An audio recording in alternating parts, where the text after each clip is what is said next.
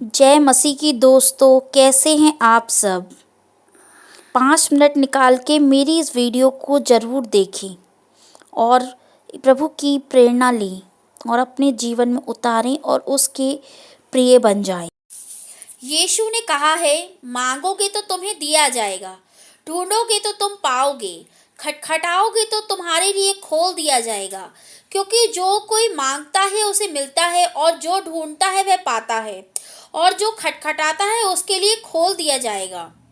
तुम में से ऐसा कौन मनुष्य है कि यदि उसका पुत्र उससे रोटी मांगे तो वह उसे पत्थर दे, या मछली मांगे तो उसे सांप दे।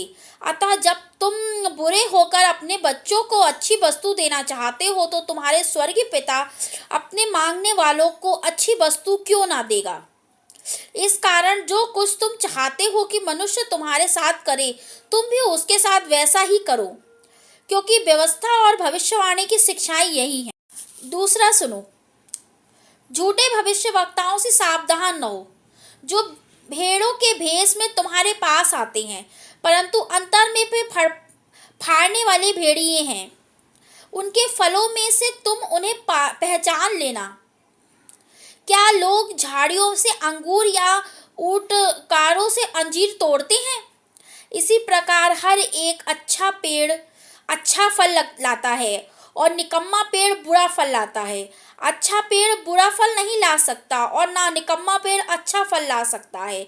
जो पेड़ अच्छा फल नहीं लाता वह काटा और आग में डाला जाएगा। और इस प्रकार उनके फलों से तुम उन्हें पहचान लोगे।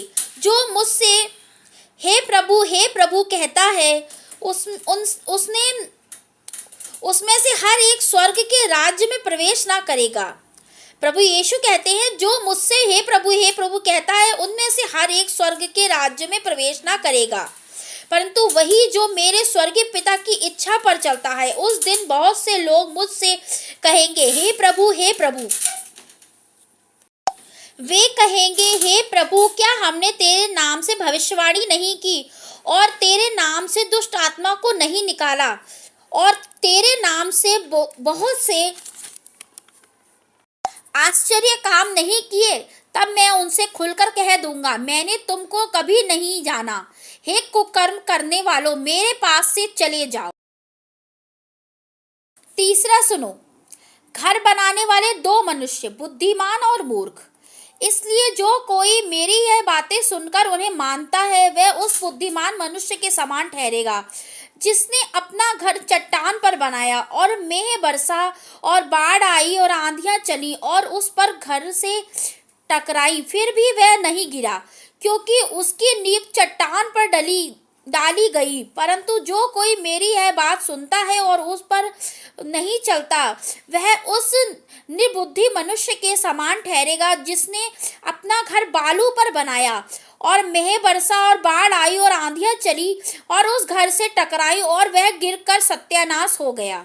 चौथी भविष्यवाणी, प्रभु ने कहा, अनेक रोगियों को मैं चंगा करता हूँ। यीशु जब पतरस के घर आया तो उसने उसकी सास को ज्वर से बुखार से पीड़ित देखा। उसने उनका हाथ छुआ और उनका ज्वर उतर गया, और वह उठकर उसकी सेवा टहल करने लगी। जब संध्या हुई तब वे उसके पास बहुत से लोगों को ले आई, जिनमें दुष्ट आत्माएं थीं, और उन आत्माओं को अपने वचनों से निकाल दिया। यीशु ने उनको अपने वचनों से उन आत्माओं को निकाल दिया, उन दुष्ट आत्माओं को उन रोगियों के अंदर से निकाल कर फेंक दिया। यीशु ने हमारी दुर्बलताओं को हमसे ले लिया। यीशु ने हमारी बीमारियों को अपने सिर पर उठा लिया, हमारे रोगों को अपने सिर पर उठाकर हमें चंगा किया। पांचवा, यीशु का शिष्य बनने का मूल्य। यीशु ने जब अपने चारों ओर एक बड़ी भीड़ देखी तो झील के उस पार जाने की आज्ञा दी। तब एक शास्त्री ने पास आकर उनसे कहा, हे गुरु, जहाँ कहीं तू जाएगा मैं तेरे पीछे हो लूंगा। यीशु ने उससे कहा, लोमड़ियों के भट और आकाश के पक्षी के बसेरे होते हैं, परंतु मनुष्य के पुत्र के लिए सिर धरने की भी जगह नहीं है। एक और चेले ने उनसे कहा, हे प्रभु, मुझे पहले जाने दे कि अपने पिता को गाड़ दूं।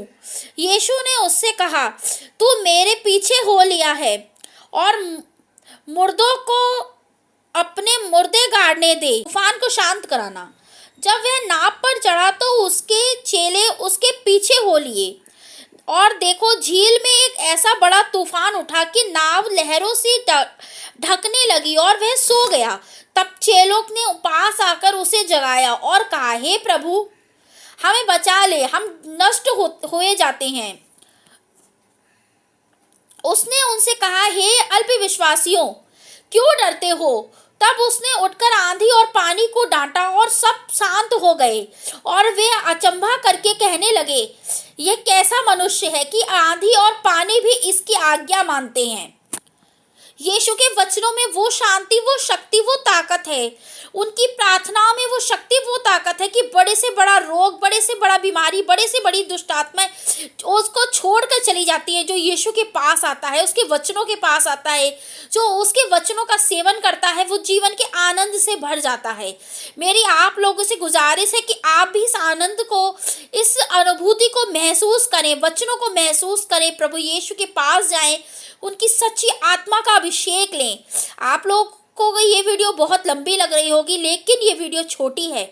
इसमें यीशु के कुछ वचनों का वर्णन है, कुछ ऐसी बातें हैं जो आपको अंदर तक हिला देंगी। यीशु ने हमसे प्रेम किया और हमारे लिए खुद को क्रूस पर कुर्बान कर दिया।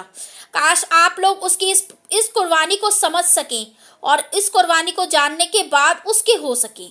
आमीन। जय मसीह की। इसी तरीके की कहानियों को सुनने के लिए हमारे पेज को फॉलो करें, कशिश गुप्ता मसीह के नाम से यूट्यूब पे, और फेसबुक पे निहारिका गुप्ता मसीह के नाम से हमें फॉलो करें। जय मसीह की। हालेलुया। आप सब पर प्रभु यीशु की आशीष की वर्षा होती रहे, आप सब पर यीशु का प्यार बरकरार बना रहे। आमीन।